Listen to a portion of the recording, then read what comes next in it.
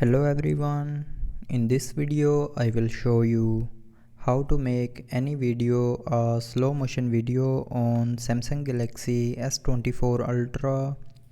So before starting the video, don't forget to subscribe the channel and also press the bell icon. So first of all, open gallery app. Now after opening the gallery, open the video that you want to change.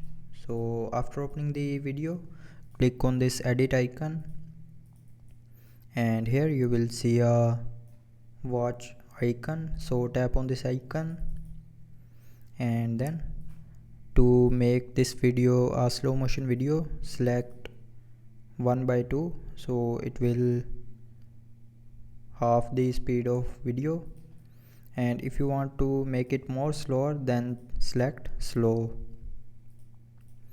So that's how you can make any video a slow motion video on Samsung Galaxy S24 Ultra.